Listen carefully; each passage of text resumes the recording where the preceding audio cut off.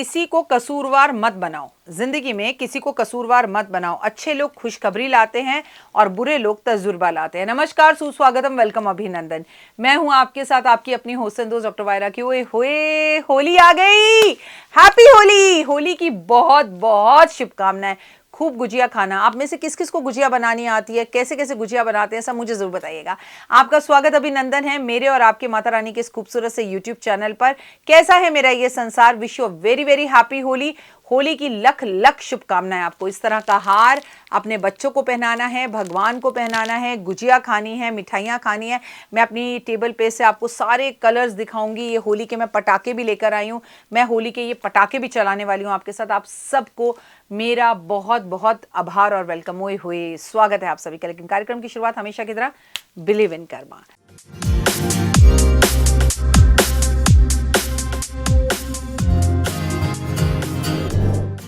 सबके देखने वालों की जो होली है ना, वो कलरफुल हो जाएगी। तो हमें आपकी जिंदगी में बहुत सारे कलर लेके आने हैं, क्योंकि आप होली खेलते ही नहीं हैं। आप हर बार कह देते हैं रंग खराब हो जाते हैं, बाल खराब होते हैं, होली सबसे गंदा त्योहार है। प्लीज ऐसे मत कहो। कृष्ण जी का ये फेवरेट त्योहार है, इन्हें बेहद पसंद है, राधा रानी को बेहद पसंद है। अगर आप रंगों की होली नहीं खेलना चाहते तो कम से कम फूलों की होली खेलो। फूलों की होली नहीं खेलना चाहते तो मजाक और मस्ती की होली खेलो, लेकिन होली जमकर खेलो। होली का दहन पर क्या करने हैं आपको उपाय, मैं डॉक्टर वायरा की आपको आज अपनी इस वीडियो में बताने जा रही हूं। इसलिए इस वीडियो को अंत तक जरूर देखें। लेकिन मैं उन लोगों में से नहीं हूं।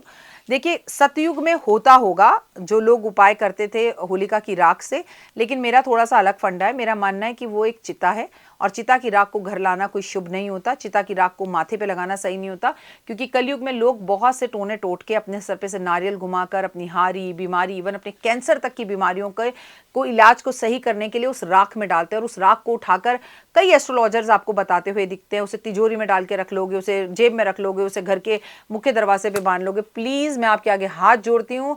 24 के साल में चल रहे हैं और इस साल सबसे ज्यादा टोने टोटके जादू टोने इस बार होली पर होंगे।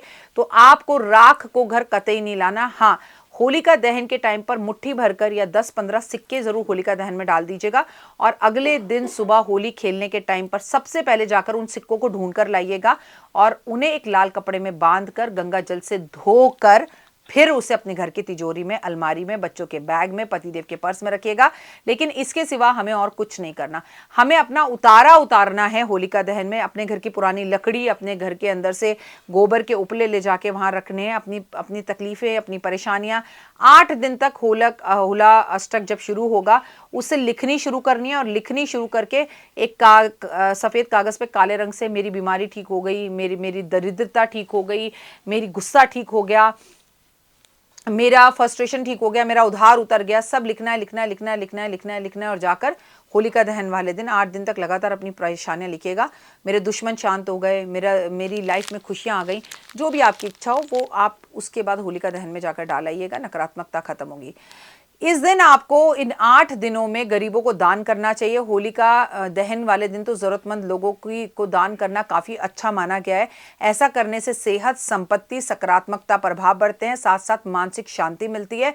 ऐसा होलिका दहन वाले दिन जरूर करना चाहिए। अपने घर के लिए रंग लाएं तो 10 रंग आपको दूसरे के घर के लिए दान पुण्य के लिए भी जरूर लाने चाहिए।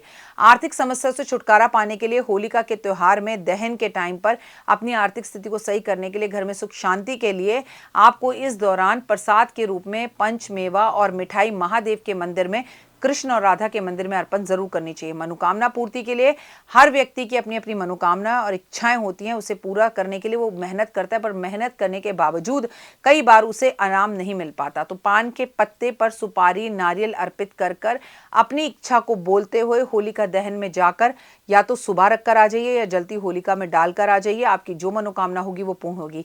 भय से बचने के लिए, आपके मन में बुरे ख्याल आते हैं, बुरे भाव आते हैं, होलिका पे दहन पर आप ऐसा क्या कर सकते हैं, तो मैं आपको बताऊं कि आपको एक नारियल, काले तिल और सरसों का तेल से डूबी हुई एक रुई की बत्ती कपड़े में रखकर एंटी क्लॉकवाइज अपने सर पे से 7 बार घुमानी है।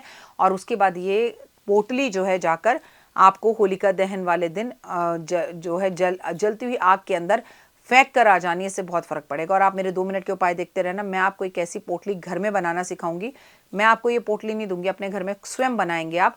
एंटी क्लॉकवाइज 7 बार इसे घुमाएंगे आप और इसे घुमाकर आप इसे जल प्रवाह करेंगे या आप इसे जलती हुई अग्नि में जलाएंगे। जल प्रवाह के लिए इसलिए बोला, बहुत सारे लोग हैं जो हमें बताते हैं कि हमारे यहाँ होली नहीं जलाई जाती, तो पीपल के पेड़ पे रख दो। अगर आपके यहाँ होलिका नहीं जलाई जाती, जितने उपाय बता रही हूँ, जल प्रवाह कर दो। अगर आपके यहाँ होली नहीं जलाई जाती तो आप ऐसे में उसे नदी में डाल दो, पीपल के पेड़ पे रख दो, और होली जलाई जाती है तो होलिका दहन में रख दो।